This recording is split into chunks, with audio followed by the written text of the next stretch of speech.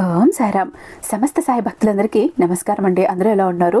అందరూ కూడా బాబా గారి దయ వలన ఎప్పుడు ఆనందంగా ఆరోగ్యంగా ఉండాలని, మీరు కోరిన కోరికలన్నిటినీ కూడా బాబా గారు తీర్చేయాలని మీ తరపున నేను కూడా బాబా గారిని మనస్ఫూర్తిగా కోరుకుంటూ ముందుగా బాబా గారి పాదపద్మాలకి ఒక్కసారి నమస్కరించుకొని వీడియోలకైతే వెళ్ళిపోదాం. ఇక ఈరోజు బాబా గారు సాయి మాటగా నా నోట ఏం పలికించబోతున్నారు అంటే, బిడ్డ, శని త్రయోదశి నాడు శని భగవానుడు నీతో ఏదో చెప్పాలంట. అతి పెద్ద తప్పు చేస్తున్నావట. ఉప్పు నూనె తీసుకువెళ్ళి ఆయన మీద పోస్తున్నావట. దానివల్ల ఆయన ఆగ్రహానికి గురవుతున్నావట. బిడ్డ, నువ్వు గనక ఈ రోజు ఈ వస్తువును దానం ఇస్తే, దానం ఇచ్చిన 9 గడియల్లో నిన్ను వదిలి వెళ్ళిపోతాడట. ఈ రోజు నుంచి నీకు పూర్తిగా శని విముక్తి కలుగుతుందట. జాగ్రత్త. మరి నువ్వు ఏం తప్పు చేస్తున్నావు, ఏం పొరపాటు చేస్తున్నావు శని భగవానుడి విషయంలో? సాక్షాత్తు శని భగవానుడే వచ్చి నిన్ను హెచ్చరించాలి అని అనుకుంటున్నాడు. నిన్ను ఒక వస్తువు దానం ఇవ్వమంటున్నాడు. ఇవన్నీ ఏంటి బిడ్డ తెలుసుకోవాలనుందా? ఖచ్చితంగా నీ బాబా మాటని ఎక్కడా కూడా నిర్లక్ష్యం చెయ్యకుండా, పెడచెవున పెట్టకుండా వింటే నీకు ప్రతిదీ కూడా అర్థమవుతుంది. ఎందుకంటే ఏ మాత్రం నిర్లక్ష్యం చేసినా కూడా నువ్వు బాధపడాల్సి వస్తుంది, కన్నీళ్లు పెట్టుకోవాల్సి వస్తుంది. శని భగవానుడు తనంతట తానే చెప్తున్నాడు కదా, ఈ వస్తువు ఈ రోజు దానం ఇస్తే నేను 9 గడియల్లో నిన్ను వదిలి వెళ్ళిపోతాను అంటున్నాడు కదా. మరి అదేంటో తెలుసుకోవాలని లేదా? శని భగవానుడి నుంచి విముక్తి పొందాలని లేదా బిడ్డ నీకు? ఖచ్చితంగా ఉంటే నువ్వు నీ సాయి చెప్తున్న మాటలు, నీ తండ్రి చెప్తున్న మాటల్ని జాగ్రత్తగా వినాల్సిందే అంటూ బాబా గారు ఈరోజు ఒక హెచ్చరికతో కూడిన సందేశంతో వచ్చారండి. ఎందుకు ఇలా అంటున్నారు బాబా గారు? అసలు ఏం చెప్పాలనుకుంటున్నారు? శని భగవానుడు ఏం చెప్పాలనుకుంటున్నాడో, ఏం తప్పు చేశామని అంటున్నాడో? అసలు ఉప్పు నూనె శని భగవానుడి మీద పోస్తే ఆయనకి ఎందుకు కోపం వస్తుంది? అందరూ మరి ఉప్పు, రాళ్ల ఉప్పు, నూనెను శని భగవానుడి మీద అభిషేకం చెయ్యమంటారు కదా. మరి అలాంటప్పుడు ఆయనకి ఎందుకు కోపం వస్తుంది? ఏ విషయంలో కోపం వస్తుంది? అంటే అచ్చంగా రాళ్ల ఉప్పు నూనెను శని భగవానుడి విగ్రహం మీద పోయటం వల్ల కోపమా?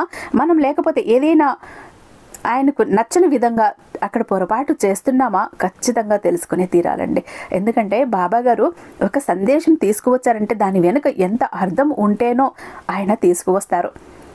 అది పని కట్టుకొని మరి హెచ్చరిస్తారు. కాబట్టి ఏ మాత్రం నిర్లక్ష్యం చెయ్యకుండా బాబా గారు చెప్పే ప్రతి మాట విని తీరాలి. బాబా భక్తులు ఎవరైతే ఉన్నారో ప్రతి ఒక్కరూ కూడా బాబా గారి మాటను ఎక్కడ స్కిప్ చేయకుండా, మిస్ చేయకుండా చివరి దాకా చూడండి. అలాగే వీడియో నచ్చినట్టయితే మీ ఫ్రెండ్స్కి, ఫ్యామిలీ మెంబర్స్కి షేర్ చేయండి. మన సాయి భక్తులందరికీ షేర్ చేయండి. అలాగే బాబా గారి కోసం ఒక చిన్న లైక్ ఇచ్చి వీడియో చూడటం మొదలు పెట్టండి.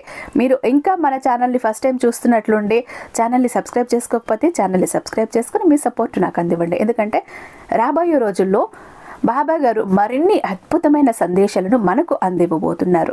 అవన్నీ మిస్ అయిపోతాం కాబట్టి. ఎందుకంటే బాబా గారు ఇచ్చిన సందేశాలను మనం అందుకున్నాము అంటే, బాబా గారి అడుగు జాడల్లో అలా నడుచుకుంటూ వెళ్ళి బాబా గారి గొడుగు నీడి కిందికి చేరుకున్నాము అంటే మనల్ని ఏ కష్టము, కన్నీళ్లు, బాధ కూడా మన దరి చేరవు.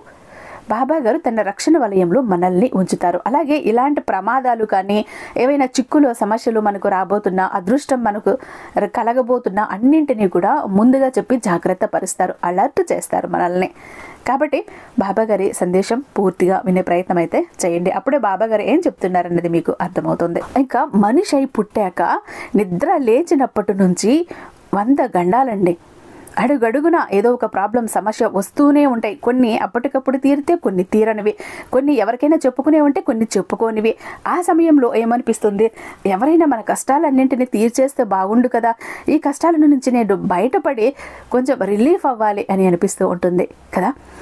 అలాంటి వారందరికీ ఒక బెస్ట్ ఆప్షన్ అండి. శ్రీ షిరిడి సాయిబాబా ఆశీస్సులతో జ్యోతిష్యం చెప్తారు గురూజీ శివరామరాజు గారు. వీరు చెప్పింది 100% జరిగి తీరుతుంది. లేదు, కాదు అన్న మాటే ఉండదు. ఎలాంటి మొండి సమస్యకైనా కూడా చిటికెల పరిష్కారం అందించేస్తారు. అది కూడా పూజల ద్వారా, అలాగే ఫోన్ కాల్ ద్వారానే. మీరు పర్సనల్గా వెళ్ళాలి, కాంటాక్ట్ అవ్వాలి అనే అవసరమే ఉండదు. మీరు ఉన్న చోటని మీ ప్రతి ప్రాబ్లంకి సొల్యూషన్ అందుకోవచ్చు. వీరి మొబైల్ నెంబర్ 8186033657. మీకు ఎలాంటి ప్రాబ్లం ఉన్నా కూడా చిటికలు పరిష్కరించి ఇచ్చేస్తారు. ప్రేమ, పెళ్లి, ఉద్యోగం, రాజకీయం, విదేశీ ప్రయాణం, ధనం నిలకడగా లేకపోవటం, భార్యాభర్తల మధ్య గొడవలు, ఆస్తి తగాదాలు, అప్పుల బాధలు, స్త్రీ పురుషులకు ఎటువంటి గుప్త సమస్యలు ఉన్నా నెంబర్ 1 వశీకరణ స్పెషలిస్ట్. అలాగే మీ మీద మీ ఇంటి మీద చెడు ప్రయోగం జరిగి ఉన్న నరదృష్టి, నరఘోష, విద్య, ఉద్యోగం, సంతానం, మానసిక సమస్యలు, గుప్త సమస్యలు, ప్రతి ఒక్క ప్రాబ్లంకి చక్కగా సొల్యూషన్ ఇస్తున్నారండి. ఇలాంటి ప్రాబ్లమ్స్ మీకు గనుక ఉంటే స్క్రీన్ మీద ఉన్నటువంటి ఈ నెంబర్కి ఒక్కసారి కాల్ ట్రై చేసి చూడండి. ఆ తర్వాత మీ హ్యాపీనెస్ని మీరు నాతో షేర్ చేసుకుంటారు. ఇంకా మన ఛానల్లో బాబా గారి ఆశీర్వాదంతో ఎవరైతే శుభాకాంక్షలు కోరుకుంటున్నారో, అంటే పెళ్లి రోజు కానీ, పుట్టినరోజు కానీ, షష్ఠి పూర్తి కానీ, ఇంకా వేరే ఏ శుభకార్యాల కోసమైనా మన ఛానల్లో శుభాకాంక్షలు చెప్పించుకోవాలి అనుకుంటే కనుక ఇక్కడ పైన స్క్రోల్ అవుతున్న నెంబర్కి మీ డీటెయిల్స్ అన్నవి పంపండి. ఇక బాబా గారి సందేశం విషయానికి వస్తే, బిడ్డ ఎప్పుడో ఈ మధ్య నీ నోట ఒక్క మాట వస్తోంది తల్లి. అదేంటంటే, గతంలో నా జీవితం ఎంతో బాగుండేది బాబా. నేను సంపాదించినట్లు అంతకు అంత రెట్టింతలు అయ్యింది. ధనాన్ని సంపాదించాను, పేరుని సంపాదించాను, ప్రతిష్టలు సంపాదించాను, సంతోషంగా ఉన్నాను. నేను ఏవో చిన్న చితక తప్పులు చేసినా కూడా అవేవి నాకు లెక్కకు రాలేదు, ముందుకు రాలేదు, బయటపడలేదు, కనిపించలేదు. జీవితం సాఫీగా సాగిపోతూ ఉంది. నాకు అనిపించింది నా మనసుకి, ఇంకా నేనే మహారాజు, నన్నెవరు అడ్డుకునే వాళ్ళు లేరు అన్న ధీమాతో ఉండిపోయాను. ఒక్కసారి నాకు శని దశ అన్నది మొదలయ్యింది. శని భగవానుడు నా జీవితంలోకి ప్రవేశించగానే నా జీవితం తారుమారైపోయింది. నేను ఏం చేసినా కూడా ఏదో ఒక ఆటంకం ఎదురవుతోంది. నేను ఎప్పుడో గతంలో చేసిన తప్పులు తాలూకా విషయాలన్నీ ఇప్పుడు బయటికి వస్తున్నాయి. ఎందుకు బాబా, నేను ఎప్పుడో తప్పు చేశాను, పొరపాటు చేసేసాను, అది అయిపోయింది కదా, మరి ఇప్పుడు ఎందుకు ఇవన్నీ ఇట్లా బయటికి వస్తున్నాయి? అంతేకాకుండా ఏది కలిసి రావటం లేదు. బంధాల మధ్య ఒడిదుడుకులు స్టార్ట్ అయ్యాయి. జీవితం అయితే ప్రశాంతంగా లేదు. కష్టాల పాలవుతున్న, నిజానికి ముందులాగా సంపాదన లేదు, డబ్బు లేదు, అన్ని సంపాదించుకున్న పేరు కూడా తగ్గిపోతూ ఉంది. ఎలా అంటే నానా కష్టాలు పడుతున్నాను బాబా ఈ మధ్య, ఎందుకు నా జీవితం ఎలా అయిపోయింది అంటూ ఒక్క మాట నీ నోట వెంట వినిపిస్తూనే ఉంది బిడ్డ. దానికి కారణం ఏంటో తెలుసా? శని భగవానుడు రాకముందు నీ జీవితం ఎంతో బాగుంది, వచ్చాక నీ జీవితం బాగాలేదు అని అంటున్నావు కదా. నువ్వు గతంలో ఎన్ని తప్పులు చేసినా, ఎన్ని పొరపాట్లు చేసినా, తప్పుల మీద తప్పులు చేసుకుంటూ వెళ్ళినా కూడా అప్పుడు ఏమీ అనిపించదు. ఎవ్వరూ పట్టించుకోరు. నిన్ను దండించే వాళ్ళు ఉండరు, శిక్షించే వాళ్ళు ఉండరు. నువ్వు ఎలా సంపాదిస్తున్నావో, ఎలా నడుచుకుంటున్నావో, ఏ దారిలో వెళ్తున్నావో, ఏం చేస్తున్నావో నువ్వు కూడా ఒక్కొక్కసారి గుర్తించుకోలేని స్థితిలో వెళ్ళిపోయావు. ఎవరైనా చూస్తే కూడా నన్నేం చేస్తారులే అన్న ధీమాతో, అంటే పిల్లి కళ్ళు మూసుకొని పాలు తాగుతూ నన్నెవరు చూడట్లేదు అనుకున్నట్టుగా ప్రతి పని, ప్రతి తప్పు, ప్రతి పొరపాటు చేస్తూ చేస్తూ చేస్తూ వెళ్ళావు. అప్పుడు నీ తప్పులు కానీ ఏవి బయటపడలేదు, నీకు అంతా కలిసి వచ్చింది. అప్పుడు నువ్వు విర్రవీగావు కూడా. నేను ఇన్ని తప్పులు పొరపాట్లు చేస్తున్నా కూడా దేవుడు నా పక్కే ఉన్నాడు, నాకు అన్నీ అనుకూలంగా మారిపోతున్నాయి, నాకు కావాల్సిందంతా ఇస్తున్నాడు అని విర్రవీగావు కదూ బిడ్డ.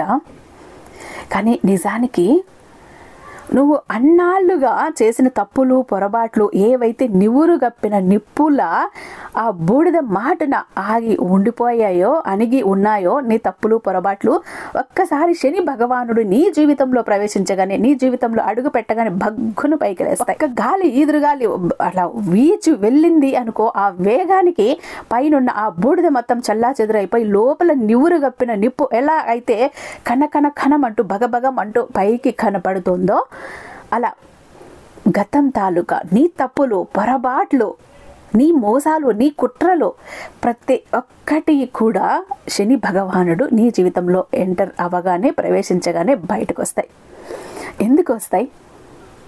ఇక్కడ శని భగవానుడు అంటే నీ మీద కక్షగట్టో, మీద నీతో ఏదో చెయ్యాలో అని ఎప్పుడూ రాడు బిడ్డ.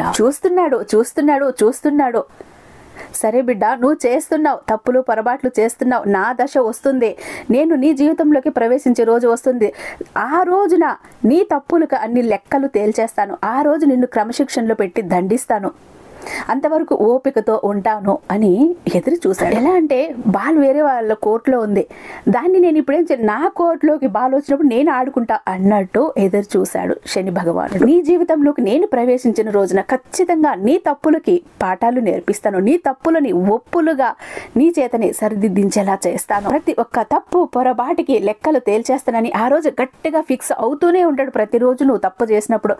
ఆ తర్వాత ఒక్కసారి నీ జీవితంలోకి రాగానే నీతోని ఆడుకోవటం ప్రారంభిస్తాడు. ఎలా? నిన్ను పతనం చెయ్యాలనో, నిన్ను అనగదొక్కాలనో, నీకు చెడు చెయ్యాలనో, నీకు కీడు చెయ్యాలనో ఆడుకోడు. ఒక లెక్కలు మాస్టారు లాగా బెత్తం పట్టుకొని మరి లెక్కలు తేల్చేస్తాడు. ఒక డ్రిల్ మాస్టారు లాగా బెత్తం పట్టుకొని మరి నిన్ను క్రమశిక్షణలో పెడతాడు.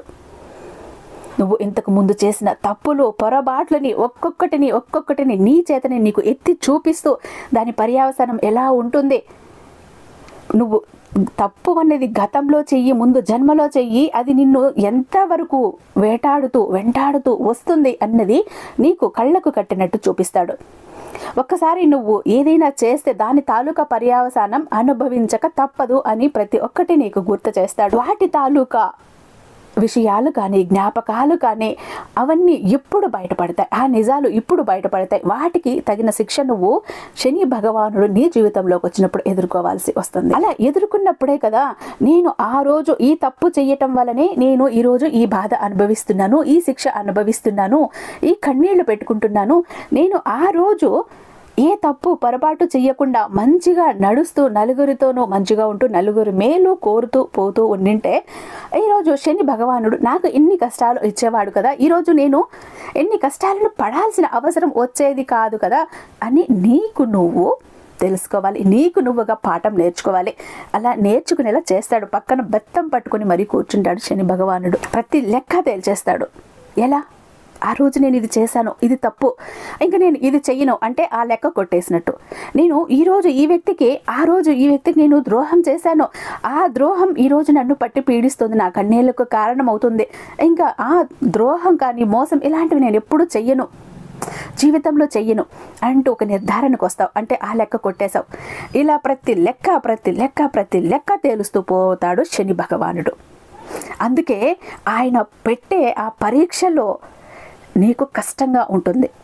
అక్కడ నిన్ను ఒక మంచి వ్యక్తిగా నిలబెడుతున్నాడు. నువ్వు నలుగురికి ఆదర్శవంతంగా నిలబడేటట్టు నిన్ను తయారు చేస్తున్నాడు. నువ్వు ఆ విషయం అర్థం చేసుకోలేక శని భగవానుడు వచ్చాడు.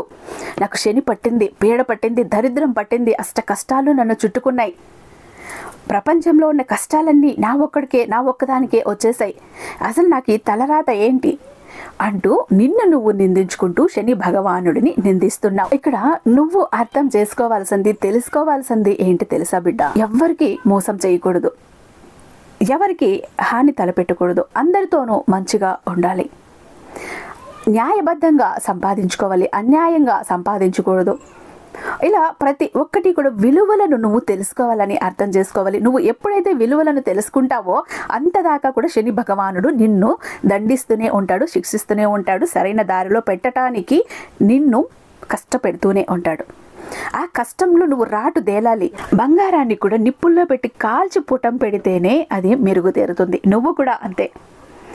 శని భగవానుడు పెట్టే ఈ పరీక్షలలో నువ్వు నెగ్గితే ఆ తర్వాత నీ జీవితం ఎలా ఉంటుందో, నీ జీవితం ఎంతలా మారిపోతుందో నువ్వే అర్థం చేసుకుంటావు. నీ కళ్ళారా నువ్వే చూస్తావు. అంతేకాని నాకు శని పట్టింది, పీడ పట్టింది అంటూ అస్తమానం శని భగవానుడిని నిందించకు. ఆయన్ని స్మరించు, ఆయన్ని ధ్యానించు, ఆయన్ని ప్రసన్నం చేసుకో. కుదిరినప్పుడల్లా ఆయన దర్శనం చేసుకో, కుదిరినప్పుడల్లా ఆయనకి అభిషేకం చేసుకో. మరి ఇవన్నీ చేస్తే శని భగవానుడు వెళ్ళిపోతాడా, ఆయన నన్ను కష్టపెట్టడా అని అంటే కష్టం ఉంటుంది, తగ్గుతుంది. ఎందుకంటే గతంలో నువ్వు చేసావు కదా కర్మలు, తప్పులు, వాటికి శిక్ష అనుభవించాలి కదా. అంటే కొండంత పోయేదాన్ని గోరంతలో చేసి నీకు చూపిస్తాడు. నువ్వు ఒక మండు టెండలో నడుచుకుని వెళ్తున్నావు, బగబగ నిప్పులు కక్కుతున్నాయి, ఆ ఎండలో వెళ్తే ఒళ్ళంతా కాలిపోతుంది, సెగళ్ళు రేగుతాయి, తట్టుకోలేవు, నీరసించిపోతావు కదా. అలాంటిది నువ్వు శని భగవానుడిని ప్రసన్నం చేసుకోకుండా, ఆయన ధ్యానం చేసుకోకుండా ఉన్న రోజులు అలా ఉంటాయి. ప్రతి కష్టాన్ని, బాధని, నరకాన్ని ఎంతో ఇదిగా అనుభవించాల్సి వస్తుంది. అదే నువ్వు ఎండలో నడుచుకుంటూ వెళ్తున్నప్పుడు ఒక గొడుగు తీసుకువెళ్ళావు అంటే సెగ తగులుతుంది, కానీ ఒళ్ళుని కాల్చేసి నిన్ను కష్టపెట్టే అంత కాదు కదా.